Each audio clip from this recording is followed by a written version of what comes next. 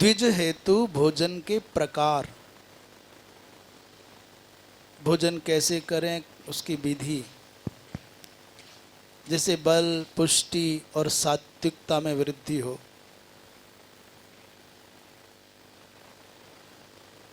पहली बात तो ये है कि ये समझ लेना चाहिए भोजन और भजन दो शब्द हैं। एक है भोजन और दूसरा है, बोले एक है भोजन और दूसरा है भजन। भोजन शब्द में ओकार की मात्रा ऊपर लिखी है और ओ ऐसे लगता है जैसे हाथ की ये मुद्रा हो ओ, पर भजन में कोई मात्रा नहीं है। भा जा ना, भा के बाद ओ माने मात्रा है भोजन। आपने कहा कि बल की, पुष्टि की, सात्विकता की वृद्धि हो, उसके लिए क्या करें? ये समझ लीजिए कि भोजन की कोई मात्रा निर्धारित है, पर भजन की कोई मात्रा निर्धारित नहीं है। भोजन सदा मात्रा में ही करना। ओकार कहता है ठहर जा, ज्यादा ना खा। शरीर के अंदर एक अवयव है उदर। भैया प्रभु जी भगवत गीता को आज वहां ले जाओ, भजनालय को भोजनालय में ले जाओ। प्रभु जी भगवत गीता को वहां ले जाओ। हाँ, तो भोजन मात्रा में होना चाहिए। तो कहते हैं शरीर का एक अवयव है जिसका नाम है पित्ताशय, उदर, अग्न्याशय, पित्ताशय, उदर जिसे बोलते हैं। उसके 4 भाग कर लें। जितना भी लगता है कि अवकाश है मेरे उदर में, उसको 2 भाग भोजन से पूर्ण करें और 1 भाग जल से पूर्ण होना चाहिए, पर 1 भाग फिर रिक्त छोड़ना चाहिए। क्यों? बोले वायु संचार के लिए। जो व्यक्ति इस नियम का आश्रय लेता है, वो चाहे ये बोलने वाले हों, चाहे सुनने वाले हों, और चाहे फिर कभी सुनने वाले हों। आयुर्वेद की दृष्टि से जो कुशल वैद्य हैं, चिकित्सक हैं, शास्त्र भी यही कहता है, वो अपने जीवन में 99% रोगों की संभावनाओं का समन कर देता है जो इस पद्धति से भोजन करता है। क्या बताया? 50% माने 2 भाग, 4 भाग कर लें उसके। 50% उदर की पूर्ति भोजन से हो, 25% जल के द्वारा हो और 25% रिक्त रहना चाहिए। कई बार भोजन करने वाले यहाँ तक खा लेते हैं, सांस ही नहीं आता, और कहीं शादी वादी में दौड़ दौड़ करके खाने का सिस्टम हो तो कहना ही क्या है। परान्नम दुर्लभम लोके की पद्धति नहीं अपनानी चाहिए। एक बात। अब बात आई कि 25% जल कब पीना है। हम चेष्टा करेंगे कि हर पक्ष पर इस दृष्टिपात कर लें। भोजन के बाद में जल नहीं पीना चाहिए। नहीं पीना चाहिए माने नहीं ही पीना चाहिए, आचमन मात्र करना चाहिए। भोजन के बाद तो जल पीना ही नहीं चाहिए। क्यों? भोजनांते विषम भारी। भोजन के बाद में जल विष का काम करता है। इसके आजकल आप लोग सब जानते हैं, वैज्ञानिक तथ्य भी हैं, व्यवहारिक तथ्य भी हैं, और शास्त्रीय निषेध तो है ही। सीधी सी बात है, ऊपर से जल जाएगा तो जठराग्नि मंद हो जाएगी, पाचन शक्ति क्षीण हो जाएगी। बस इतना सा समझ लीजिए। भोजन के बीच में अल्प मात्रा में जल पीना चाहिए। भोजन के बीच में जल अमृत का काम करता है। अच्छा हो कि भोजन करने से न्यूनाति न्यून 2 घटी पूर्व जल पीना चाहिए, 48 मिनट पहले लगभग। फिर भोजन, उसके बाद से भोजन करने तक जल, बस भोजन के मध्य में पहले आचमन और बाद में आचमन और मध्य में थोड़ा कोई जल। भोजन के फिर 48 मिनट बाद जल पिया जा सकता है। लोग 1 घंटा भी कहते हैं, पर न्यूनाति न्यून 48 मिनट का विचार करना चाहिए। भोजन के बाद में तक्र पीने से बड़ा लाभ हो जाता है, विशेषकर दोपहर के भोजन में। सायंकाल को तो दधी तक राधिक सब त्याज्य ही है। तो अब बात आती है तो सामान्य बात रही भोजन की। अब चूंकि द्विजोचित आपने पद्धति पूछी है तो क्या करना है? पहले तो सर्वोत्तम प्रकार ये है कि भोजन जब भी हो बैठ करके हो। शारीरिक परिस्थिति के कारण आप चाहे ऊंचे आसन पर बैठे हैं चाहे नीचे आसन पर बैठे हैं, कई बार शारीरिक अक्षमता के कारण कुर्सी पर बैठ करके भी करना पड़ता है, तो कुर्सी पर पालती लगा लो। और यदि नहीं लगा सकते तो शरीर की असक्ता माने आपत्ति काल में मर्यादाएं, पर यह नहीं कि शौकिया फिर आदत बना लो कि ऊपर ही बैठ के करना है, पैर लटका के ही करना है। भोजन करने का जो बहुत मुख्य बिंदु है, सर पर कोई बंधन, सर पर कोई वस्त्र, सर पर कोई पगड़ी आदि नहीं होना चाहिए। पैर में कभी भी जूते चप्पल पहन करके भोजन नहीं होना चाहिए। भोजन करने से पहले हाथ पैर और मुख धोना चाहिए। भोजन करने से पहले क्या करना है? हाथ पैर और मुख धोना ही चाहिए। बताओ क्या करना है? और शर्त यह है कि पहुंचने नहीं चाहिए। शयन से पहले भी हाथ पैर धोने चाहिए, पर शर्त यह है कि बिना पहुंचे नहीं सोना चाहिए। सोने से पहले भी हाथ पैर धोने परमावश्यक हैं, पर उस समय बिस्तर पर जाने से पहले हाथ पैर को अच्छे से पोंछ के जाओ। पर भोजन के समय हाथ पैर पोंछना नहीं, आर्द्र होने चाहिए हाथ और पैर और मुख। इसका वैज्ञानिक क्या इसमें तथ्य है? जैसे ही हाथ और पैर दोनों आर्द्र होते हैं, ये बहुत कोमल हैं, हाथ की जो अंजुनी है, हथेली है, पैर का तलवा है, इन पर जल लगता है तो जठराग्नि उद्दीप्त होती है। उस समय की गई आहुति, जो दिया गया आहुति है, डाला गया भोजन का वो हव्य पदार्थ है, वो अच्छे से पच जाता है। जैसे प्रज्वलित अग्नि में दी गई आहुति बहुत जल्दी पूर्णता को प्राप्त होती, वैसे ही। तो तीसरा ये है कि जब भोजन करने बैठें, भोजन परोसने वाले आ रहे हैं, तो अपनी थाली के नीचे, जहाँ थाली स्थापित करनी है, उसके नीचे जल के द्वारा मंडल बनाना चाहिए।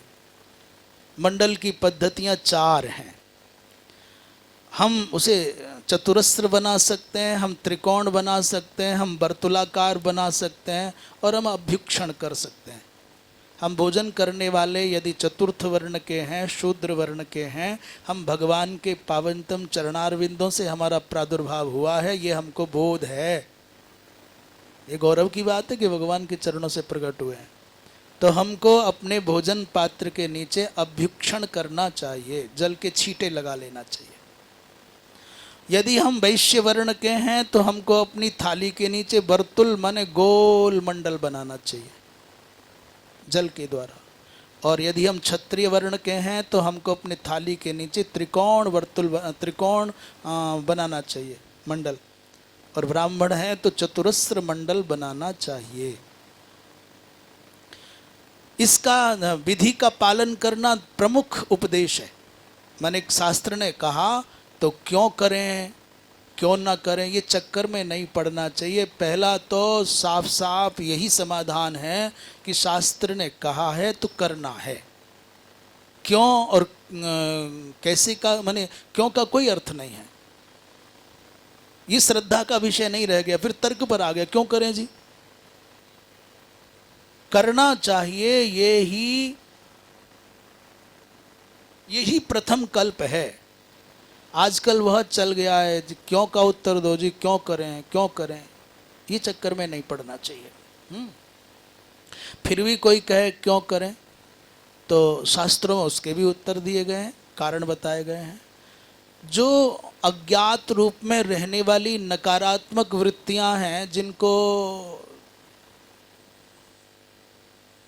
वायु रूप में रहते हैं अंतरिक्ष में, जिनको भूत प्रेत आदि की हम शब्द नहीं लेना चाहते, पर अन्न का हरण करने की वृत्ति से अनेक सत्व अदृष्ट रूप में, जिनको नकारात्मक वृत्ति कहने से आप समझ जाएं, अनेक प्रकार के ऐसे सत्व हैं नकारात्मक वृत्ति वाले जो आपके अन्न के सार तत्व का हरण। रोटी तो ज्यों की त्यों रखी है, दाल सब्जी खीर हलवा ज्यों की त्यों रखा है, कण भर भी उसमें से कम ना होगा, सार चला जाएगा उसमें से। तो जो आप जल के द्वारा मंडल निर्माण करते हैं वो भोजन की सुरक्षा चक्र है। वो ऐसे योगी थे हमारे ऋषि महर्षि जो जानते थे कि कैसे रक्षा की जाए। लिखा है महाराज इसमें स्कंद पुराण में कि वशिष्ठ प्रवृत्ति महापुरुष यही करके सिद्धि को प्राप्त हो गए। तो जो सामान्य व्यवहार की बातें बताई, हाथ पैर धोना है, सर पर पगड़ी नहीं होना है, बैठ के खाना है, ये सब चीज़ें हो गई। पर इन सब से अधिक महत्वपूर्ण, माने सब महत्वपूर्ण है पर मंडल बनाना भी बहुत महत्वपूर्ण है। अब अगली बात आती है, भोजन परोस दिया गया। पशु प्रतीक्षा नहीं करता, पशु नहीं प्रतीक्षा करता, वो तो डालने वाले को आते देख करके ही टूट पड़ता है उसी के ऊपर। पात्र में ही मुंह मार सकता है, पर केवल मनुष्य जो प्रतीक्षा कर सकता है। अब हम नहीं कहते कौन क्या कर रहा है, परंतु भोजन जब तक पूरा न परस जाए, ऐसा नहीं कि रोटी दाल आ गई तुरंत उसमें से जल्दी से अन्नपूर्ण सदापूर्ण और स्वाहा करना शुरू कर दे, नहीं, प्रतीक्षा करे।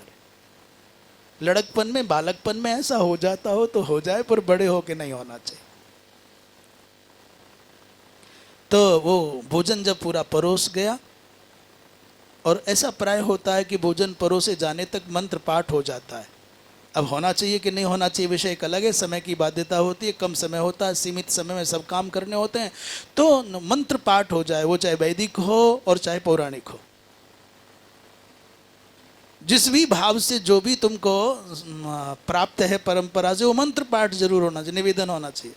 और कुछ भी नहीं हो तो अन्नपूर्णे सदा पूर्णे शंकर प्राण वल्लभे ज्ञान वैराग्य सिद्ध्यर्थम भिक्षाम देहि च पार्वती माता च पार्वती देवी पिता देवो महेश्वरः बांधवाः शिवभक्ताश्च स्वदेशो भुवनत्रयम्।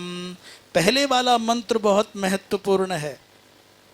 माता च पार्वती देवी, माँ पार्वती है, पिता महेश्वर है, शिव, जितने शिव गण सब बंधु बांधव हैं, जितने सब बंधु बांधव हैं वो सब शिव गण हैं, बांधव हैं मेरे। माने संसार में जितने बांधव मेरे महादेव के गण हैं, बंधु बांधवों में संसार के सब प्राणी सब भगवान शंकर के गण हैं। इनमें बंधुत्व का भाव कर लो। अपनी माँ में पार्वती का दर्शन करो। पार्वती मेरी माँ है तो हिमालय मत भागो कि मेरी माँ तो वहाँ है, नहीं, वो पार्वती माँ जो हिमालय पर है वो कोई और नहीं, तुम्हारे घर में तुमको जन्म देने वाली माँ ही पार्वती है। मेरे भोलेनाथ हिमालय पर हैं, कैलाश पर हैं, ऐसे धावन मत करो। मेरे घर में जो पिता के रूप में विद्यमान है वही मेरे महादेव हैं। त्वमेव माता च पिता त्वमेव, ये श्लोक, और माता च पार्वती देवी पिता देवो महेश्वर, ये श्लोक दोनों एक ही ओर संकेत करते हैं घर में तीर्थ है, घर में भगवान है। घर में खोजो पहले, तब बाहर जाके पाओगे। स्वदेशो भुवनत्रय में भाव ठीक है, अच्छा है, परंतु पहला श्लोक देखें, क्या पहला क्या है? अन्नपूर्णे सदा पूर्णे शंकर प्राण वल्लभे। माता अन्नपूर्णा को कह रहे हैं, हे सदा पूर्णे अन्नपूर्णे, हे शंकर प्राण वल्लभे। भगवान शंकर को प्राण वल्लभा है वो, भगवान शंकर को भी भोजन देने वाली है वो। विश्वंभर को, विश्वनाथ को जो भोजन दे वो अन्नपूर्णा। अब क्या कह रहे हैं, दूसरी पंक्ति देखें, अन्नपूर्णे सदापूर्णे शंकर प्राण वल्लभे। आगे क्या है? हाँ, भोजन क्यों करना चाहते हो ये बताओ पहले। मैं करूं या आप करो, भोजन करने का उद्देश्य क्या है? पेट भर गया, पेट भरना है, ये भोजन का उद्देश्य नहीं है। पेट भर गया, अब नहीं भाई, पेट भर गया तो क्या कोई डब्बा भरना है क्या? पेट भरना उद्देश्य नहीं, पेट भरने के लिए नहीं खाना है। क्यों खाना है, क्यों प्रसाद पाना है? बोलो क्यों? ज्ञान और वैराग्य की सिद्धि के लिए। हमारे भोजन करने का उद्देश्य ज्ञान और वैराग्य की सिद्धि हो तो भोजन करना भी यज्ञ करना हो जाए। भोजन करना कोई सामान्य क्रिया नहीं, भोजन करना, हवन करना, यज्ञ करना है। आप कहोगे ऐसा कैसे हो सकता है, हवन में तो वहाँ अग्नि जलती है और ऐसे करके आहुति डाली जाती है, जो अग्नि वहाँ जल रही है वो जलाई गई है किसी मनुष्य के द्वारा, चाहे अरणि मंथन के द्वारा, चाहे यहाँ तो भगवान की जलाई हुई अग्नि है। इस तुम्हारे हवन कुंड में तो तुमने नहीं जलाई, उसने जलाई है, तो वो अग्नि पावन की ये अग्नि पावन, दोनों अग्नि पावन है, पर ये तुमने जलाई है और वो उसने जलाई है। उस इसमें भी आहुति डाली जाती है और इसमें भी आहुति डाली जाती है। इसमें तुम देखते हो पची कि नहीं पची, वो प्रतिज्ञा कर रहा है पचाम्यन्नम चतुर्विधम अहम वैश्वानरो भूत्वा। भगवान प्रतिज्ञा कर रहे हैं कि मैं जठरानल में बैठता हूँ और तुम्हारे द्वारा खाए गए पदार्थों को पचाता हूँ। बोलो हवन हुआ कि नहीं? अंतर इतना है कि भोजन कुंड, हवन कुंड में ये आहुति दी जाती है और भोजन कुंड में ये आहुति दी जाती है। क्या ये वाली अच्छी लग रही है, ये वाली अच्छी लग रही है? इसलिए अपने यज्ञ के चक्कर में नहीं पड़ते ज़्यादा, अपने तो ये वाला यज्ञ करते हैं जिसमें अपनी आहुति अपनी ओर आए।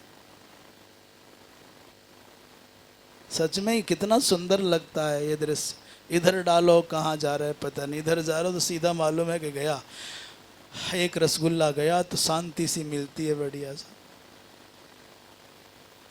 इसलिए भोजन क्या है? यज्ञ है।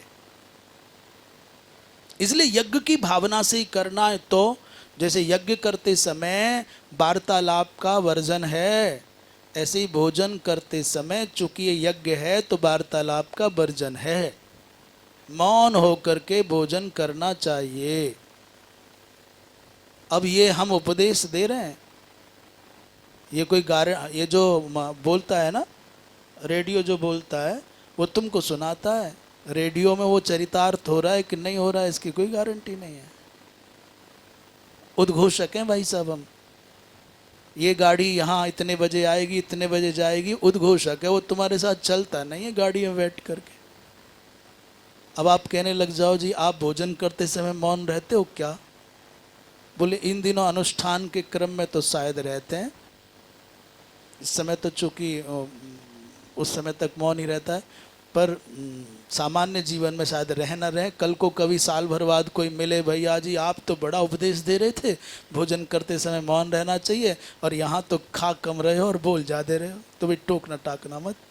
वैसे तो हम मौन ही मिलेंगे, पर फिर भी कभी बोलते हुए मिल जाए, इसलिए सीधी बात कह दे भाई इसको, जो बात हमें नहीं है वो क्यों हाँ हाँ करें। और क्या रह गया? तो मंत्र पाठ हो गया, समर्पण हो गया, भोजन यज्ञ हो गया। एक जो मुख्य बात है, बलि वैश्व देव के बिना शास्त्र कहते हैं भोजन नहीं होना चाहिए। अब बहुत बार ऐसा होता है बलि वैश्व देव हुआ कि नहीं हुआ, घर में किसी ने किया कि नहीं किया। जहाँ भी पाक होगा, मंदिर हो, मठ हो, आश्रम हो, घर हो, धर्मशाला हो, जंगल हो, बलि वैश्व देव होना चाहिए। ये नहीं कह सकते महात्मा नहीं होगा। चूल्हा जलवाया ना अपने यहाँ तो होना चाहिए, पानी भरते हैं ना अपने यहाँ तो होना चाहिए। तो क्या करें फिर? मान लीजिए वो बलि वैश्व देव नहीं हो पाया हो, कदाचित, हम ये नहीं करें नहीं होना चाहिए, होना ही चाहिए, पर उसका एक अत्यंत संक्षिप्त रूप ऋषियों ने कहा कि हुआ है तब भी और नहीं हुआ है तब भी। 3 बलि अपने भोजन से, बिना नमक वाले पदार्थ से निकाल करके भूमि को उतने हिस्से को जल से शुद्ध कर लें और भूपतये स्वाहा, बोलो भूपतये स्वाहा, बोलो। एक आहुति भूमि के अधिष्ठात्री देवता को ये हम आहुति दे रहे हैं। दूसरी भुवन पतये स्वाहा, वो 14 भुवन के अधिपति अधिष्ठात्री देवता के निमित्त दूसरा कवल। और तीसरा भूतानाम पतये स्वाहा, भूमि पर और 14 भुवनों में जितने भी प्राणी हैं जितने भी सत्व हैं, जीव हैं, उन सब के अधिपति के निमित्त ये आहुति। तो भूपतये, भुवनपतये, भूतानाम पतये स्वाहा, ऐसा कह करके थोड़ी थोड़ी मात्रा के 3 कवल। आपकी मर्जी, बहुत कृपण हो तो बहुत छोटे छोटे से हिस्से बना के छोड़, और आप में ठीक उदारता है तो अपने हिसाब से कर लो जैसा लगे। आप कहोगे जी ऐसा क्यों कह रहे हैं? बोले गया पद्धति में लिखा है भाई पिंडदान इतना होना चाहिए जो भारतीय परंपरा का आंवला है। तो मालूम है वहाँ हजारों पिंड लगते हैं एक दिन में। कितने? हाँ, ऐसे बना दे और उठा के चलना पड़ता है एक ही दिन में 10 जगह। तो कमर टेढ़ी मिले, श्राद्ध कम हो, श्रद्धा पूरी हो जाए। तो फिर क्या कहा? बोले नहीं कर सकते तो समी पत्र के आकार का भी पिंडदान आप करोगे तो आपका श्राद्ध संपन्न माना जाएगा। कितना? समी का पत्ता कितना बड़ा होता है? कहाँ आंवला और कहाँ समी का पत्ता? तो छोटा सा भी आप रखोगे तो, हाँ आचार्य ऐसा ही है ना।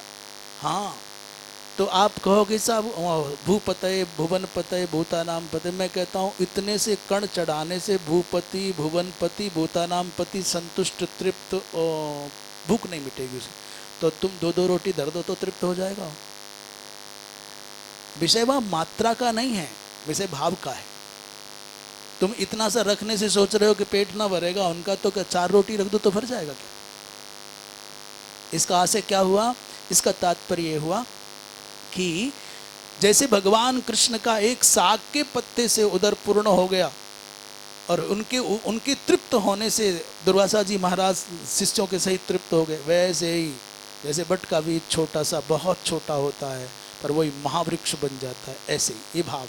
तो भूपतये स्वाहा, भुवनपतये स्वाहा, भूतानाम पतये स्वाहा, इनमें से जो जो मुख्य मुख्य नियम है बिंदु वो नोट कर लेना, कल हम पूछना चाहेंगे।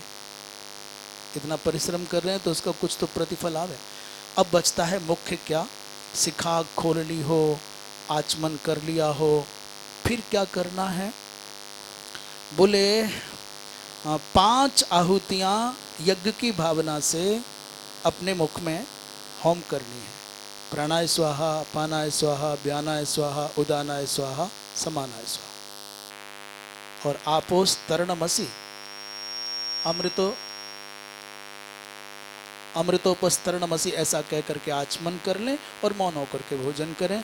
इसी भावना से करें कि हम यज्ञ कर रहे हैं। आशा है भोजन से संबंधित लगभग सभी पक्षों की चर्चा हो गई होगी।